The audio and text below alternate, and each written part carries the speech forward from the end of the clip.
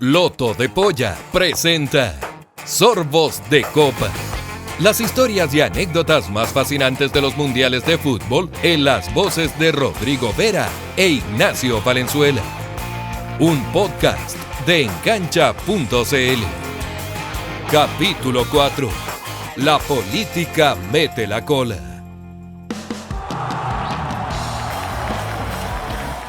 Indefectiblemente un mundial de fútbol se puede cruzar con un régimen político, para bien o para mal. Más de alguna vez el balón se le vino encima a un amante de la democracia, a un dictador o a un pueblo de convicciones y tendencias marcadas. Aunque siempre miremos la cancha, aplaudamos de pie a los goleadores y explotemos de rabia cuando el arquero rival evite un gol del equipo al que estamos alentando, no es un despropósito reconocer que algunas decisiones se toman lejos del césped, en salones suntuosos con camisas cerradas desde el primer botón, vistosas corbatas y sonrisas para las cámaras. En 1938, Benito Mussolini advirtió al entrenador de Italia que si no ganaban la final a Hungría, se olvidaran de vivir. En 1966, Bobby Robson, el capitán de Inglaterra, no sabía dónde limpiarse las manos antes de que la reina Isabel le entregara la copa. Estaba más preocupado de no ensuciar los blancos guantes de su majestad que de alzar el trofeo ante el respetable en Wembley. Nos guste o no, desde el primer mundial en Uruguay hasta la fecha la política ha salpicado a las copas del mundo. Y de eso hablamos hoy. Somos Rodrigo Vera e Ignacio Valenzuela y esto es Sorbos de Copa. Bueno, voy a empezar con una frase, más que una frase, una reflexión de un exfutbolista y escritor uruguayo. Se llama Gerardo Caetano. La encontré, me pareció interesante. Dice: los que creen que el deporte no tiene nada que ver con la política, o no saben nada de deporte, o no saben de política. Está perfecto. Es una verdad. Está perfecto para despejar al tiro esa duda que de pronto la gente dice, y yo ingenuamente dice, no, porque hay que separarlo. Sí, sería fenomenal despejar las cosas, pero solo sepan que el primer mundial de fútbol en 1930, que lo organizó Uruguay, es por una conmemoración política. De ahí en adelante está todo siempre marcado por eventos políticos. Hay dos mundiales que se han realizado en dictadura, ¿sí? En el país donde se organiza. El año 34, el régimen de Mussolini, un régimen fascista, y el año 78, en un periodo sangriento, en un periodo muy cruel, muy duro, de los vecinos, Argentina. Y quiero centrarme en este mundial. Como política y mundiales, de pronto este es el mejor ejemplo. Ocurre que el año 66 ya se sabía que Argentina iba a organizar el mundial. El año 76 comienza el régimen de Jorge Rafael Videla en Argentina. Había sacado al poder a María Estela Martínez de Perón, pero ya sabía que tenía el mundial organizado. ¿Y qué es lo que dice Videla y los suyos, ¿no? Es una junta militar. El mundial tiene que ir porque de esta manera vamos a demostrarle al mundo que las cosas están bien, sabiendo que no estaban bien. Se habla que el presupuesto de Argentina 78 era casi 4 veces mayor al de España 82, un país ultrafutbolizado, con muchos estadios, con grandes distancias. Y lo que se quiere decir con esto es que el gobierno de Videla gastó en inteligencia, en comunicaciones, de manera que quienes venían desde Europa fundamentalmente trataran de saber lo menos posible de lo que estaba pasando, las atrocidades que estaban pasando en Argentina. Hay varias paradojas, Rodrigo, amigos, en esta Copa de 1978, porque había un recinto, el de la ESMA, que estaba en los alrededores del Estadio Monumental, y es ahí donde ESMA significa Escuela Mecánica de la Armada. Es un centro de tortura, claro, donde había mucha gente encerrada, donde no se sabe qué pasó con esas personas, y donde incluso el día en que Argentina le gana la Copa a Países Bajos, hay reportajes, hay documentales, que los torturadores sacan a aquellos prisioneros a la calle para que vean cómo festejaba el pueblo argentino el título, pero que además les decían, griten lo que tengan que gritar, nadie está pendiente de ustedes. Es una historia súper cruel, porque hablaba de las atrocidades que se cometieron en Argentina. Y te agrego una cosa más. Hay muchos periodistas europeos, por ejemplo, uno de nacionalidad neerlandesa, que va a la Plaza de Mayo y descubre al a las mujeres de la Plaza de Mayo, esta agrupación descubre lo que hacían, lo que proponían, lo que comunicaban para dar con el paradero de muchos desaparecidos, personas que hasta el día de hoy no se sabe. Solo para terminar, y ya en la gota que cae al fútbol, ese mundial estaba Avalanche como su primera Copa del Mundo. Quería que todo saliera bien. En la fase de definiciones para ver quiénes eran los finalistas, se separaba por grupos. En uno cayó Argentina, Polonia, Brasil y Perú. A la última fecha, Brasil y Argentina llegan empatados en puntos. Brasil tenía que jugar con Polonia y le gana 3-1 y queda con una diferencia de goles y puntaje que obligaba a Argentina a ganarle a Perú por 4 goles, como mínimo, en Rosario. Sabemos la historia, ganó Argentina 6-0, el arquero era argentino nacionalizado, hace poco dijo que sus compañeros sufrieron presiones y vieron a Videla y un colaborador en el camarín peruano antes del partido, y la FIFA obligó a que Brasil jugara antes que Argentina. Saber exactamente cuánto había que ganar. Una curiosidad. Sí, es un partido que siempre ha estado teñido por las dudas respecto a lo que ocurría con la dictadura y hasta dónde se metió en temas futbolísticos. Ahora, está claro que la dictadura usaba el Mundial para limpiar su imagen, que es algo que ha sido recurrente, más allá de si tiene la chapa o no de dictador. Y por eso yo te quiero meter en la historia más reciente, que es Rusia 2018 y cómo Vladimir Putin... Te agrego una cosa más. Dale. Hay una entrevista posterior de Osvaldo Ardiles, de las figuras de ese equipo, que la voy a leer textual. Dice, fui usado, lo del poder que se aprovechaba del deporte es tan viejo como la humanidad. ¿Por qué? Porque dijo, duele saber que fuimos un elemento de distracción para el pueblo, mientras se cometían atrocidades. Lo que quiere decir Ardiles, que lo planteaba también Menotti en algún minuto, es que mientras yo le daba alegría a la gente, jugando fútbol, una actividad tan noble, convirtiendo goles, eso en ese minuto acallaba todo lo que estaba ocurriendo en esa Argentina sangrienta con el régimen de Videla. Sí, una época atroz de Argentina y en general de Latinoamérica. Yo hablaba de Rusia 2018, de cómo en este caso Vladimir Putin usó para limpiar o blanquear la imagen de una Rusia que estaba tremendamente cuestionada. Tú sabes que los antecedentes de esa Rusia antes de la Copa del Mundo tenía conflictos ya con Ucrania, permanente. Se decía que había tenido injerencia en las elecciones de Estados Unidos y además venía todo este caso de los espías envenenados, además del conflicto con Siria. Esos eran como los conflictos más importantes cuando se llega a la Copa del Mundo de Rusia 2018. Entonces, lo que se ponía en tela de juicio de la Rusia de Putin es si efectivamente ellos estaban abiertos al mundo o no, o simplemente se estaban aislando, y cómo iban a utilizar esta Copa del Mundo para darse no a conocer, sino como para mostrar una cara que no es la que efectivamente tenían. Cómo ellos se mostraban saliendo de este aislamiento, que hoy día me parece nos queda bastante más claro de para dónde iba la mirada. Bueno, dice Putin en la inauguración de su Copa del Mundo: aquí amamos el fútbol. Rusia es un país abierto, hospitalario y amigable. De hecho, tú recordarás que en la inauguración cantó Robbie Williams, sí, señor, que fue todo un símbolo de decir nosotros somos uno más de Europa. Esta Rusia no tiene nada que envidiarle o se parece absolutamente a Inglaterra, por ejemplo. Son todas señales que tomó el mundo, pero que finalmente apuntaban a otro lado. Entonces, la pregunta que se hacen hoy día a los politólogos, si el Mundial de Rusia fue un punto de inflexión. Y aquí solamente quería contar el caso de Rusia para llegar a este punto, que siempre, tanto en el caso de Argentina, en el caso de Rusia o de muchos mundiales teñidos por la mirada política, es si la recompensa final de un mundial existe en el largo plazo o es limitada. Y todas las señales de la historia dicen que son siempre de corto aliento, solamente limitados, de poquito alcance. Ahora, no hay historia, o sea, no son solo malas, traigo una buena. El año 2010, Sudáfrica organiza el mundial y es la primera vez hasta ese minuto, 80 años de Copas del Mundo, comienza en el 30, sacamos la cuenta, hasta el 2010, 80 años, que se desarrollaba en África.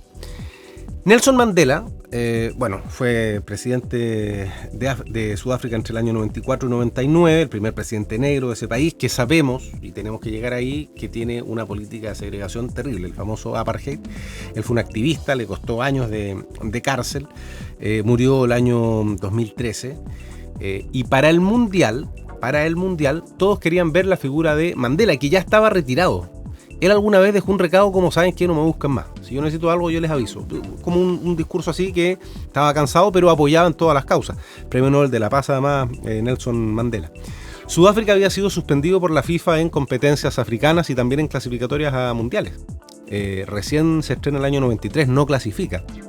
Debuta en un mundial en el año 98, pero no puede participar en clasificatorias sino hasta 1993. Y la figura de Mandela de pronto uno la relaciona más con el rugby, con el mundial del 95, claro, que le ganan esa final a los All Blacks, con la organización de la Copa de África de fútbol, donde Sudáfrica obtiene su primer título, el año 96, a Túnez. Entonces, la figura de Mandela era muy, muy, muy potente. Yo fui a Sudáfrica, y el día que se inaugura el Mundial, Blatter, dicen las malas lenguas, la familia, que la FIFA estaba como buitre esperando que fuera Mandela. Era una imagen muy potente de poder tenerlo a él. La noche anterior a la inauguración, la bisnieta de Nelson Mandela murió en un accidente de tránsito. Senani tenía 13 años. Él estaba muy enfermo, tenía el dolor naturalmente de la pérdida de su bisnieta y con todas las cosas que tenía que hacer, y no se presenta a esa inauguración, no va al estadio. Pero aún así Blatter se despacha, cuando ya estaban dando el mundial, la frase: eres el verdadero arquitecto de la Copa del Mundo, tu presencia y compromiso lo hicieron posible. Ahora la primera Copa del Mundo en África es una realidad. Ese es el mensaje para Nelson Mandela, cuya figura naturalmente es ultra positiva, y que después de todos los intentos se presentó. Hay una imagen icónica previa a la final en Johannesburgo, donde aparece en un carrito de golf junto a su señora. Se pasea por el estadio, estaba muy delicado de salud, tenía 91 años, va muy abrigado, con un traje, me acuerdo, negro, y estuvo con su señora en ese carrito de golf, pero finalmente la figura de Madiba, como le decían cariñosamente a Mandela, es esa. Es decir, lo que queremos rescatar acá, Rodrigo, es que no siempre la política tiene ese manto negativo sobre un mundial, y creo que el mejor ejemplo es el de Nelson Mandela. Y prepárate, porque la trivia viene por ahí. Ya, pero lamentablemente yo voy a caer en otro dictador, que lo deben conocer por sangriento y por ladrón. Mobutu Sese Seko, ¿ya? Que fue dictador nada menos que del Congo, pero era tal su megalomanía, él quería ser tan omnipotente que le cambió el nombre a Zaire. Pasó de ser Congo a Zaire y hoy día nuevamente es Congo Democrático. Estamos hablando del 74, el mundial, ¿no? Alemania 74. Voy a partir por atrás. Bueno, solo un detalle de Mobutu Sese Seko. Su dictadura duró de 1965 a 1997. Estuvo poquito rato en el poder. Y un dato, el 20% de la riqueza del país quedó en sus manos y la de su familia. O sea, su patrimonio alcanzó los 5.000 millones de dólares, que era igual a toda la deuda externa de Zaire. Ya, bueno, de esa calaña estamos hablando, de ese nivel. Pero la historia, voy a partir al revés futbolísticamente. Está perdiendo Zaire contra Brasil 0-3. Minuto 85, cobran un tiro libre a favor de Brasil. O sea, un inminente 4-0 ya en las postrimerías del partido. Y el muchacho, Ilunga Wepu, sale disparado antes que toquen el pito y patea lejos la pelota. He visto la imagen. Sale de la barrera y sale... Que parece un niño de 3 años, exacto, pero tiene una explicación. Pero es que ese es el punto. Cuando tú ves la imagen, ¿qué es lo primero que se te viene? El señor no sabe lo que es el juego. No tiene idea lo que es el fútbol. Pena y risa.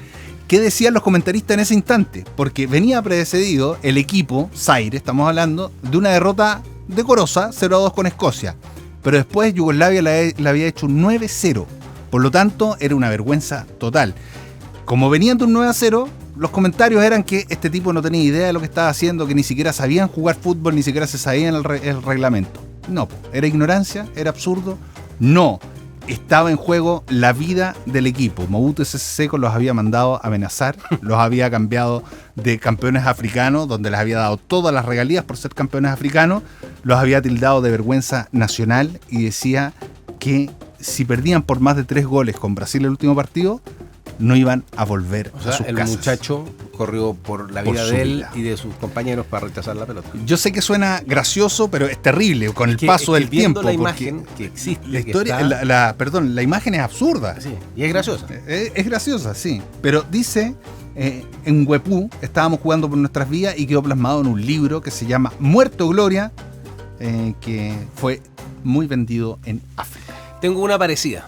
A ver. Mismo mundial. Hay 2 rarezas en ese mundial. Porque rareza desde el punto de vista de quienes clasifican. como decías tú, va Zaire, que cae en el grupo de Brasil, Yugoslavia y Escocia. Y en el grupo 4, ¿Ya? por primera y única vez, participa Haití. Haití. Nosotros con Rodrigo fuimos a Haití, a un partido amistoso en la selección de Acosta. Y créeme que está la pobreza, está la indefensión fundamentalmente de los niños, que no quiero decir que lo hace atractivo para ir, es una experiencia profesional, hablo por mí, que es impagable, porque es estar en un lugar que conmueve, donde hay poca agua potable, bueno, sabemos las condiciones que viven en Haití. Ese partido se iba a jugar, por ejemplo, a las 6 de la tarde y empezó con casi una hora y tanto de retraso, estábamos en esa transmisión, porque hay un homenaje a los jugadores que estaban vivos que van al Mundial de 1974. Ahora, ¿cuál es la historia? En ese momento, y desde el año 71, gobernaba Jean-Claude Duvalier, Baby Doc. Baby porque era hijo de François Duvalier, Papa Doc. Sí. Tirano en Haití. Gobernó entre el 71 y el 86. Estoy hablando de Baby. Sucedió a su padre. Un gobierno con un periodo de brutalidad y de saña. Crímenes de lesa humanidad, corrupción, torturas, desaparición de miles de opositores. Murió hace poco, el 2014, tenía 63 años producto de un ataque al corazón. Dicen que tenía la chequera de él, su señora naturalmente, en blanco, y él lo que quería, firmaba la chequera, era como el tesoro del Estado y para adentro. Era así. Ustedes dicen, bueno, vamos a hablar de política. No, vamos a hablar de fútbol. Curiosamente, no sabemos por qué. Créeme que lo intenté. La clasificatoria de CONCACAF, la liguilla final, se desarrolla íntegramente en Puerto Príncipe, en el estadio Silvio Cató, que tú y yo conocemos. Exacto. O sea, todos los partidos hay. No había razón para hacerlo, pero bueno, si estaba Duvalier en el poder... Podía comprar algo, ¿sí?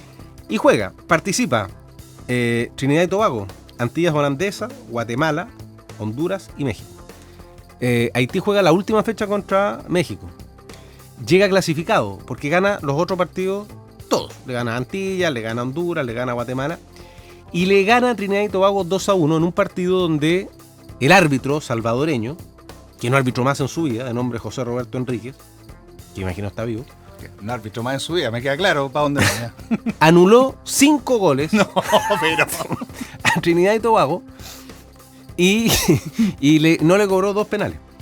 Hay algunos que dicen que fueron 3 nomás, pero bueno, si la anuláis 3, 4 o 5, da lo mismo. Bueno, ganó Haití 2-1, lo dicho, después jugó con México, perdió y clasificó. ¿A qué grupo va Haití? Al grupo 4. Italia, Polonia, Argentina. Resultados: Haití 1, Italia 3. Haití 0, Polonia 7. Haití 1, Argentina 4. Esto tiene otra historia más.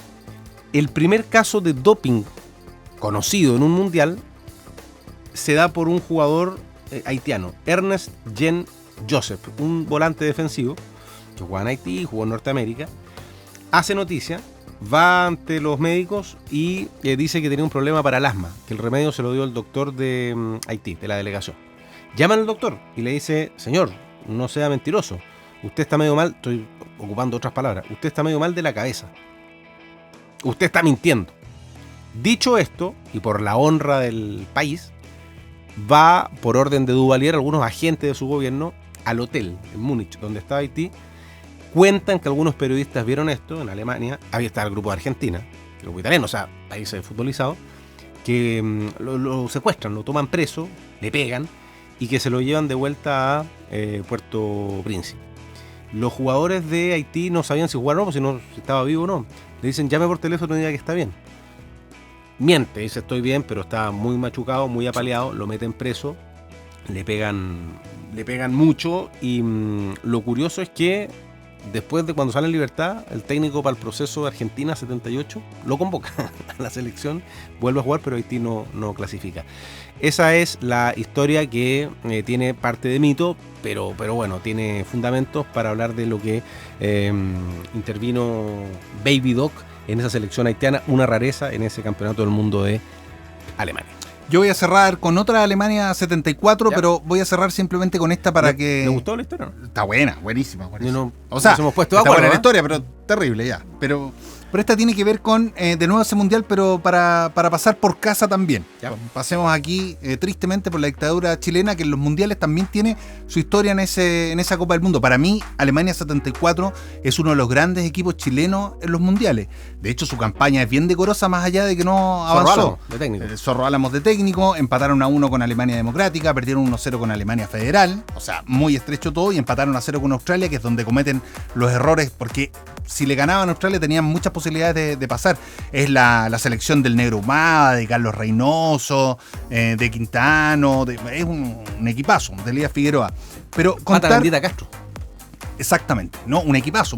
Contar de ese equipo y de lo que ocurrió ahí es que, bueno, está Chile en plena dictadura, a partir del 73, del golpe de Estado, y el equipo chileno lo tenían encerrado en un castillo, en la concentración, para que no se supiera nada, ni que ellos dieran ninguna información de lo que podían saber de este Chile, porque había mucha prensa expectante, porque como no habían comunicaciones como hoy, solamente las personas son las que te podían entregar algo de información y saber algo de lo que ocurría en Chile. Entonces los tenían a todos encerrados. Pero ocurrió en el 0-0 de Chile-Australia, que además se jugó bajo un diluvio, no sé si has visto alguna vez la imagen, caía muchísima agua, tenían que levantar la pelota para intentar jugar, cosa que por supuesto no benefició a Chile, pero había un grupo de compatriotas que gritó de manera permanente, se dice que eran 11, que gritaban Chile sí, Junta no. Por supuesto que en Chile la transmisión televisiva no mostró un hecho tremendamente relevante. En el entretiempo entraron al terreno de juego con un lienzo que decía Chile socialista, lo pusieron sobre el terreno de juego, se lo llevaron detenidos evidentemente la policía. La historia dice que esa misma noche los dejaron en libertad. Por cierto, estaban en Alemania, no estaban en Chile, así que los dejaron libres, pero es una historia que gente como tú, como yo, muchos que estamos más vinculados al fútbol la sabemos, pero como se tapó por tantos años y por tanto tiempo, después no afloró a borbotones, que fue un episodio político en esa Copa del Mundo de Alemania 74. La gracia de lo que contamos recién acá es que hay algunas que son comprobables en términos de que tú la puedes ver, la puedes revisar, y otras que hay que documentarse un poco más. Antes de la trivia, un detalle que me faltó decir. En el Museo del Apartheid, hay uno en Johannesburgo. Yo fui a ese mundial, fui con una persona que usted conoce, Marco Antonio Cuncilla, amigo y compañero. Sí. Y la particularidad, no sé, tú no estuviste en Johannesburgo. No. En ese museo que muestra las sensaciones de lo que vivía habían más negros que blancos, y los privilegios eran para blancos que negros. Ese es como el resumen el epítome que se da en el apartheid, ¿no? Una de las patitas para poder entenderlo.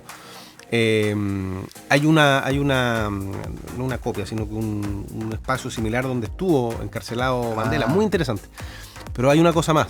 Cuando tú pagas tu entrada, vale, por ejemplo, para todos igual, no sé, $5, te dicen, ok, su ticket es de color negro o su ticket es de color blanco. Y el museo tiene 2 entradas que llevan al mismo pasillo, pero es en un ejercicio para ponerte en los zapatos a mí me tocó entrada como blanco. Entonces entré por un pasillo ancho, con torniquete, un museo normal acá, con luz, qué sé yo. Y a Cuncilla le tocó como negro, decía entrada negra. Y ahí era menos luz, tenía como unas púas, era como con un poco de tierra. Y después preguntamos, y lo que te explicaban era eso. Es para que usted sienta cómo era esta cuestión, si usted era blanco o era negro en esa época. Mira. Esas casi 4 décadas del apartheid. Vamos con la trivia. Trivia. ¿Comienzo yo? ¿Comienza usted? Comienzo yo.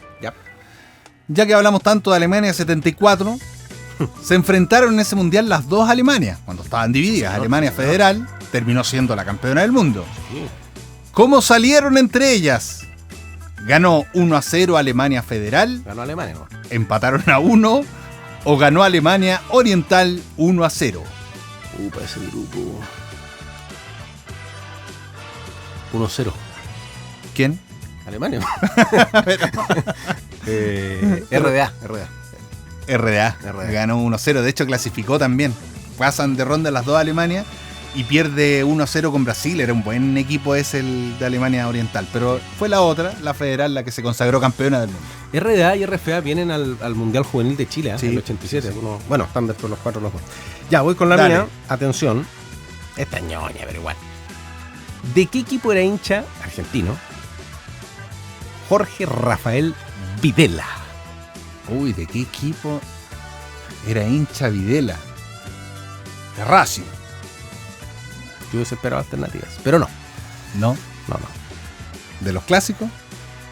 Ah, de River. De River. No sabía. Esta Esta también te va a gustar. ¿Cuál de estos es el deporte favorito de Vladimir Putin? Es un arte marcial. El fútbol. Alternativa A, el Ya. fútbol. Ya. Alternativa B, la caza de osos siberiano. Y alternativa C, el hockey hielo. Pero este era cinturón algo, me acuerdo. Sí, le gustan las artes marciales. Ya, pero espérame. su deporte favorito está entre estos tres. El fútbol, la caza de osos siberianos o el hockey. Osos siberianos. ¿Cómo son los...? No, el hockey. El hockey hielo, El sí. hockey. Ese es su deporte. Última pregunta. Hablamos de Madiba, de Mandela. ¿Verdadero nombre? El nombre real, digo. La partida de nacimiento. Te va a la alternativa y está ¿Ya? fácil. Juan. Byron. Apu. O Rolig Lajla. Alternativa D. Bien, Bien ahí, estuve vivo. Bueno, sorbos de copa, Sí. cuando la política metió la cola en los mundiales de fútbol.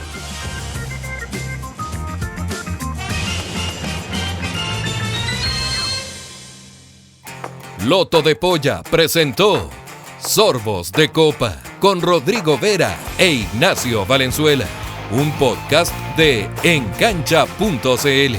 Nos puedes seguir en nuestra web, canal de Spotify y YouTube. El Kilo Producciones.